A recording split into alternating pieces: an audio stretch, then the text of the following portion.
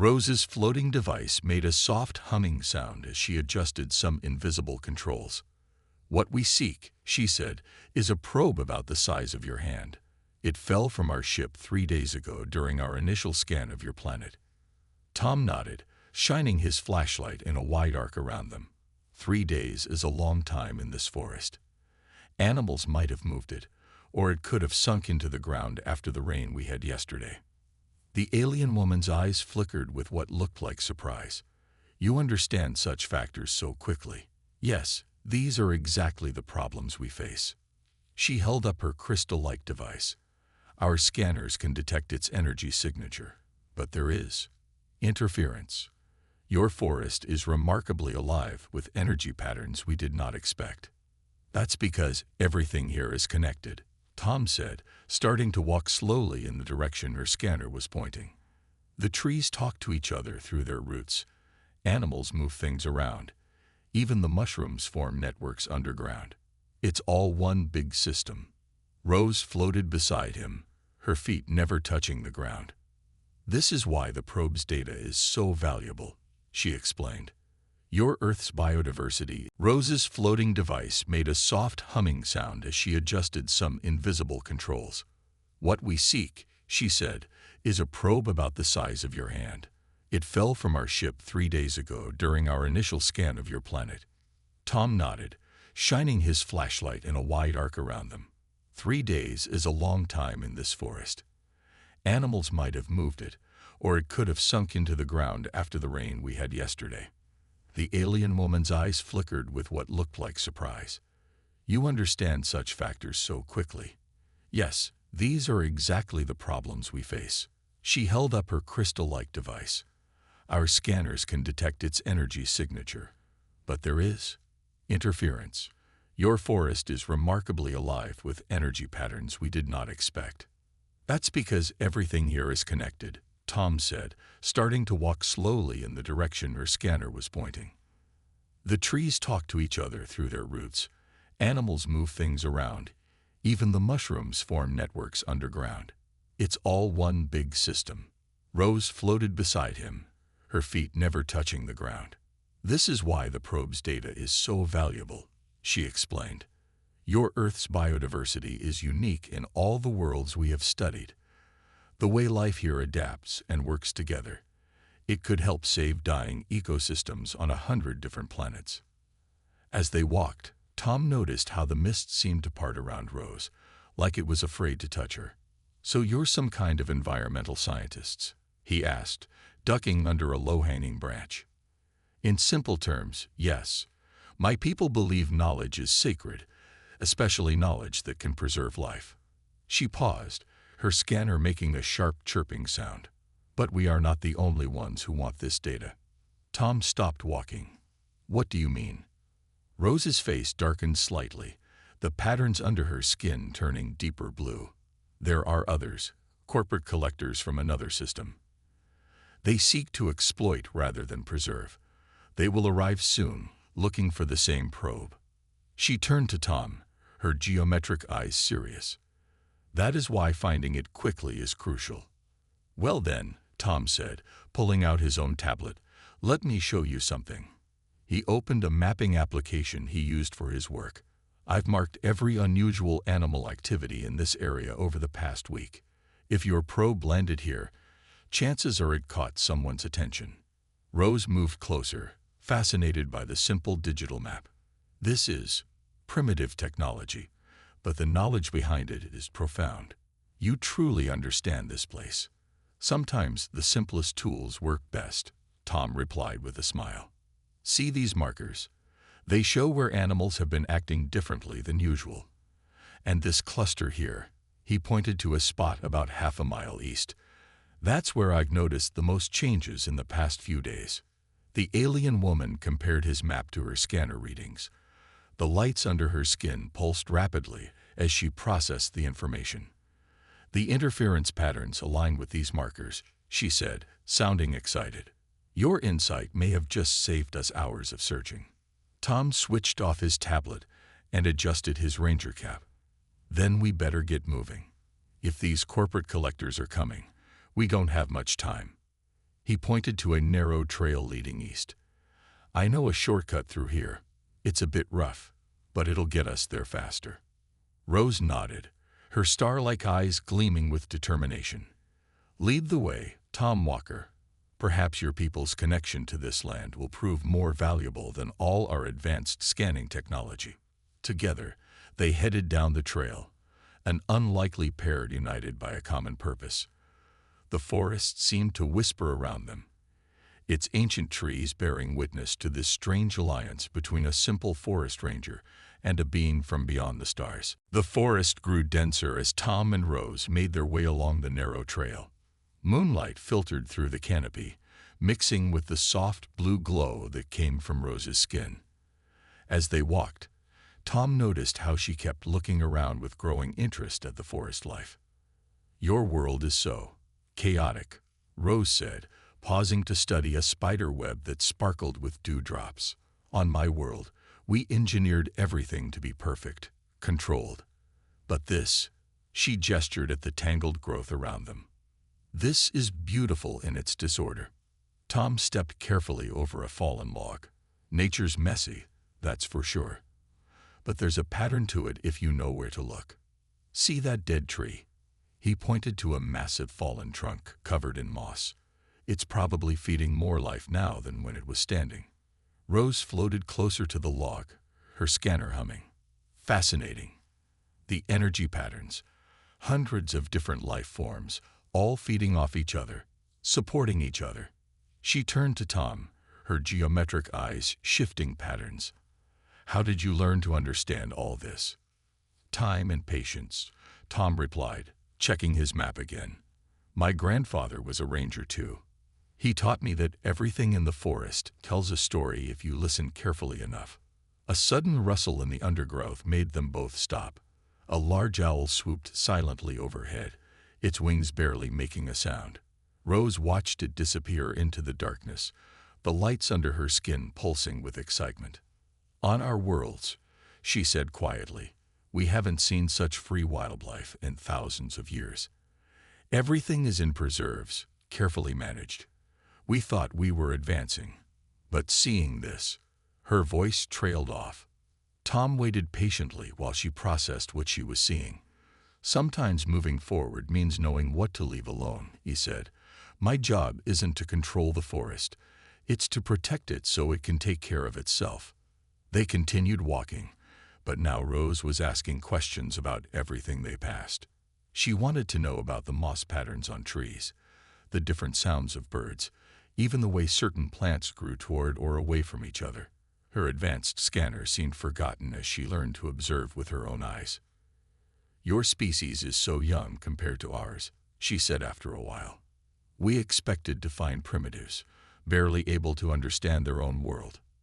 Instead, she paused, looking at Tom with what seemed like respect. Instead, we find wisdom we lost long ago. A distant sound made them both look up. Something like thunder, but the sky was clear. The corporate collectors, Rose said, her voice tense. They're entering the atmosphere. We have less time than I thought. She checked her scanner again, its crystal surface glowing brighter. The probe's signal is stronger now, but still scattered. It's as if something's moving it, Tom finished her thought. He pulled out his tablet, studying the animal activity markers. Wait a minute. Look at these patterns. He pointed to several spots that formed a rough line through the forest. Whatever has your probe, it's not staying still. Rose's eyes widened as she understood.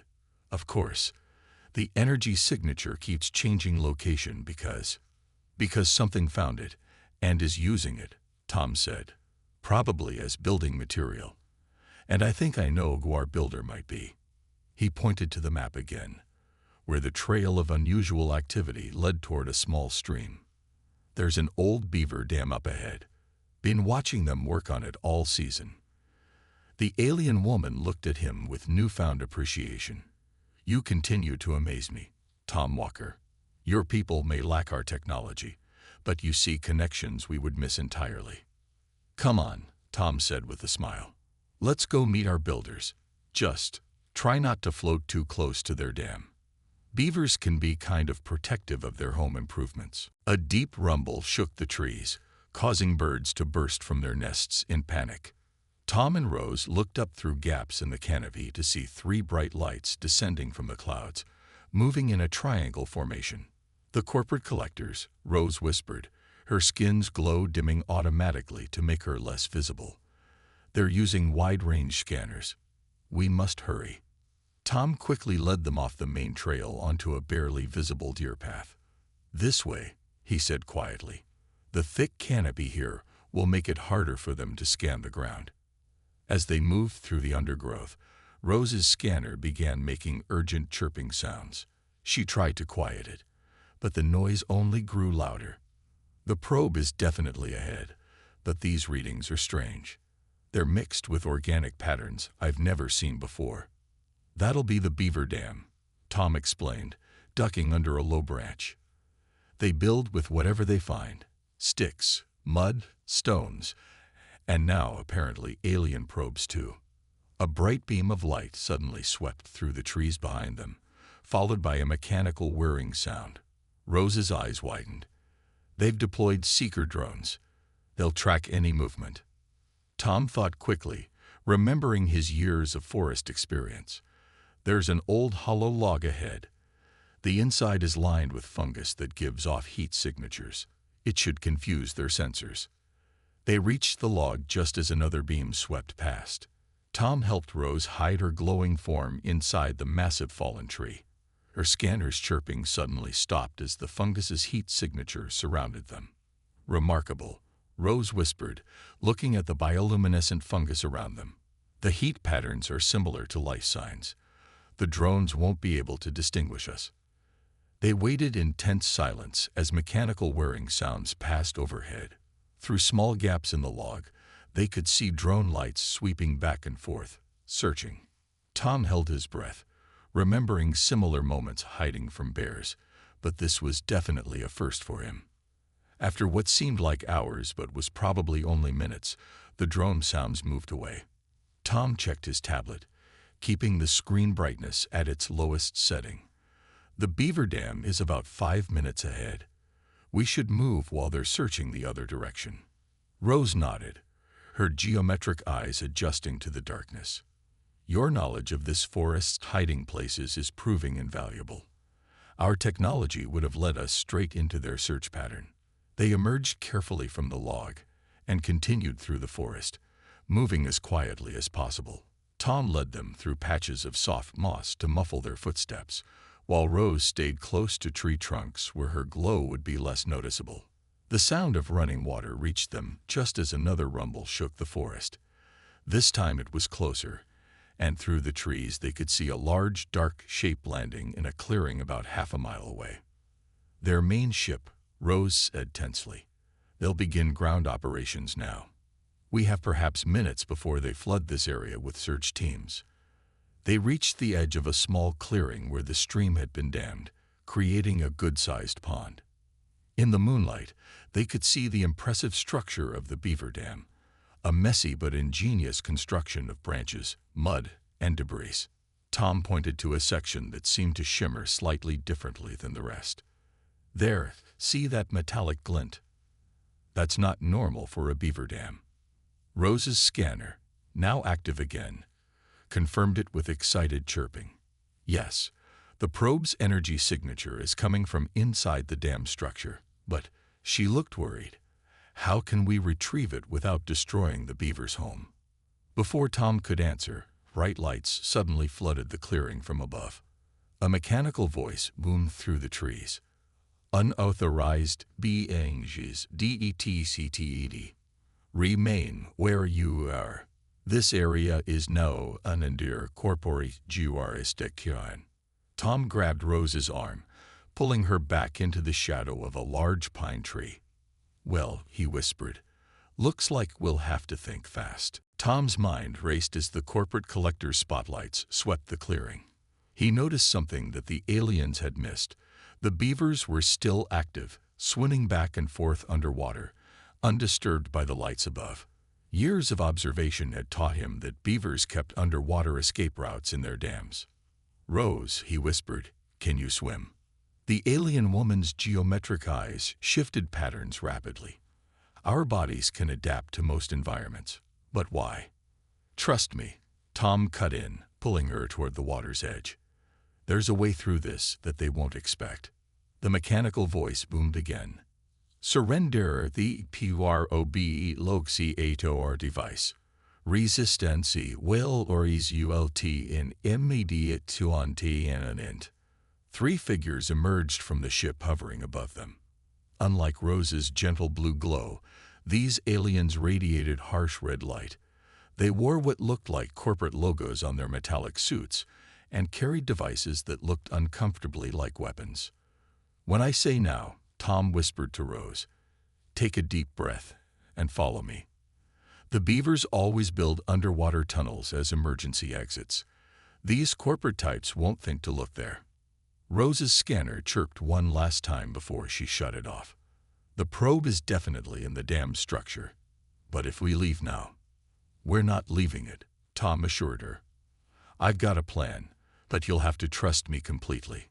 The corporate collectors were spreading out, their boots making heavy sounds on the forest floor as they advanced. Their scanners swept the area with red beams, methodically closing in on Tom and Rose's position. Now, Tom whispered urgently. He slipped into the cold water, pulling Rose with him. They dove just as a red beam passed over their previous hiding spot.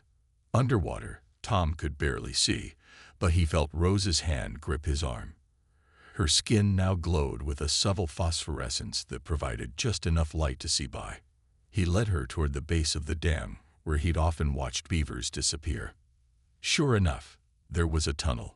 They swam through it quickly, fighting the current.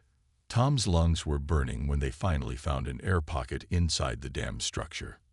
Remarkable engineering, Rose whispered as they caught their breath in the small space. Both the beavers and yours. Those collectors would never consider hiding inside their target. Tom smiled despite their situation. Sometimes the best place to hide something is right where everyone can see it. He pointed to a metallic object partially woven into the dam's structure above their air pocket. Is that your probe? Rose's eyes lit up. Yes, but she looked concerned at how it was integrated into the dam's support structure. We can't remove it without compromising the beaver's home. Outside, they could hear the corporate collectors' frustrated voices as their scanners failed to locate them. The water masked their heat signatures, and the dam's complex structure scattered their scanning beams. Tom studied the probe's position carefully. You said this thing contains data about Earth's ecosystems, right? About how everything works together. Rose nodded. Yes, but why? Her geometric eyes suddenly widened with understanding. Oh, the probe isn't just containing data about Earth's ecosystem. It's become part of one, Tom finished. These beavers didn't just find your probe. They've shown us exactly what your research is trying to learn. How different things in nature work together to create something stronger. A smile spread across Rose's glowing face. The corporate collectors want to take the probe because they think that's the only way to get its value. But the real value is in understanding what's happened here. Tom grinned. Exactly. Now how good are you at underwater photography? Because I think we've just found a much better way to complete your research. Above them, the frustrated collectors continued their fruitless search, never imagining that their quarry had found something far more valuable than a simple data probe. Rose's device hummed softly as she recorded detailed scans of the probe's integration with the beaver dam. Her geometric eyes flickered with excitement as each new scan revealed more about how the Earth's creatures had adapted to use the alien technology. This is extraordinary, she whispered, careful to keep her voice down as the corporate collectors still searched above. The beavers didn't just store the probe.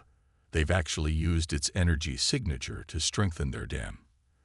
The probe's self-repair systems have bonded with the organic material.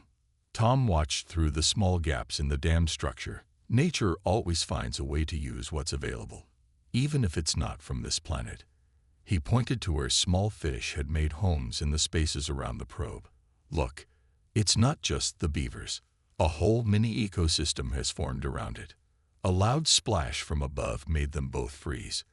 Through the gaps, they could see one of the corporate collectors standing at the edge of the pond, scanning the water's surface with their red beam device. "The signal is scrambled," the collector's mechanical voice reported. "Too much biological interference. The probe's signature is being masked by all this primitive life." Tom couldn't help but smile at the frustration in the alien's voice. Even their advanced technology couldn't make sense of the natural chaos of Earth's ecosystem. He turned to Rose and whispered, "How much more data do you need?" "I have something better than data," Rose replied, her skin pulsing with excitement. "I have proof of successful integration between advanced technology and natural systems. This is exactly what we've been trying to achieve on other worlds." She looked at the probe thoughtfully. The corporate collectors want to take the probe back and study it in a lab, but they'd be destroying the very thing that makes it valuable. A new voice boomed from above, louder than before. "18 unauthorized beings. We aavdet your life science within ta primitive CTR. Surrender now, or we will be forced to dismantle this monstrosity." Tom's face hardened. "They'll destroy the dam. There are dozens of species living here. The whole stream's ecosystem depends on this structure." Rose's eyes shifted to a pattern Tom hadn't seen before, something that looked like determination. "No," she said firmly. "They won't." She pressed several controls on her device, and suddenly her voice projected clearly above the water, matching the volume of the corporate collectors. "ATHIONTORPORAT vessels. This site is now under provisional protection of the Galactic Ecological Preservation Treaty." The collector's red lights wavered.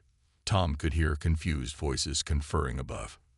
Rose continued, her voice strong and official. "The PRVHA is HFY's UCCESTS fuel integration with local ecosystem components, qualifying this entire area as a Category 7 research preserve. Any interference will result in immediate sanctions." There was a long pause. Tom held his breath. He didn't understand all the official sounding terms, but he could tell Rose was using the collector's own rules against them. Finally, the mechanical voice responded, sounding distinctly less confident. "Transmit a beauty into ICHION of preserve status." Rose smiled, her fingers dancing over her device. "Transmitting now. Complete data recording of successful technological integration with primitive ecosystem. First documented case in the galaxy. My superiors will be very interested in maintaining this site for long-term study." The dam vibrated slightly as the corporate ship's engines powered up. Through the gaps, Tom could see the red lights ascending back into the night sky. After a few minutes, they disappeared completely. Rose's shoulders relaxed, and her skin's glow returned to its normal brightness.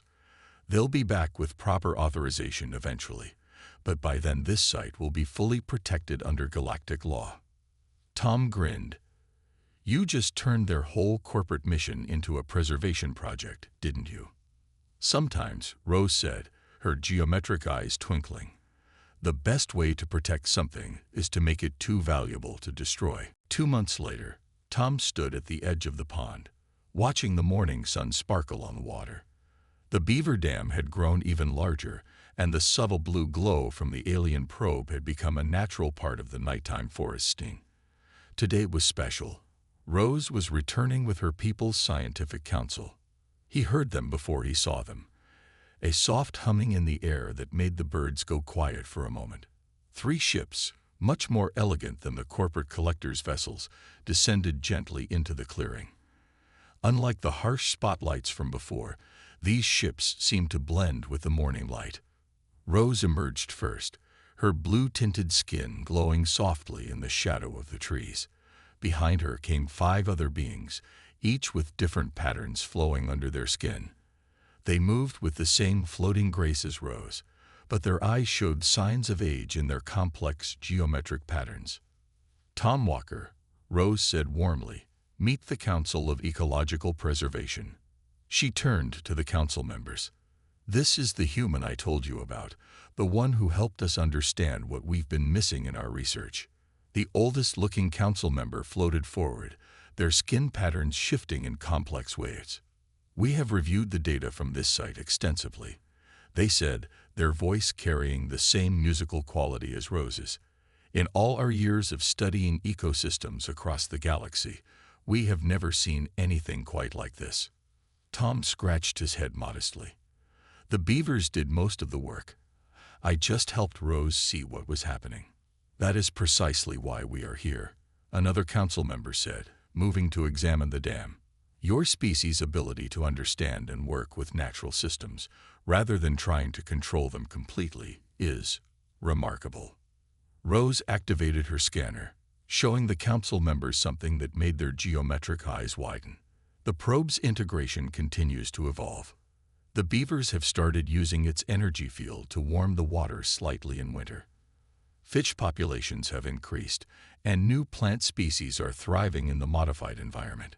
And you've maintained this as part of your regular duties?" the oldest council member asked Tom. Tom nodded. "Just making sure nobody disturbs the area, same as I've always done. The beavers know what they're doing better than we do." The council members conferred among themselves, their skin patterns synchronizing briefly. Finally, the oldest one turned back to Tom. "We would like to establish this as more than just a research site," they announced. "We propose making it the first Earth-based center for galactic ecological study, with you, Tom Walker, as its primary guardian." Tom blinked in surprise. "Me? But I'm just a forest ranger." Rose smiled. "Exactly. You represent exactly what we need. Someone who understands that sometimes the best way to help an ecosystem is to protect it while letting it solve its own problems." "The corporate collectors have already submitted 17 requests to study this site," another council member added. "Under your guidance, they would have to follow preservation protocols. They would learn from Earth's example rather than trying to exploit it." Tom looked out over the pond, watching a beaver swim peacefully past the spot where the alien probe now helped support its home. He thought about all the times he protected this forest from human interference, and how this was really just an extension of that duty. "Well," he said with a smile, "I suppose I could add Galactic Research Site Guardian to my regular patrol duties."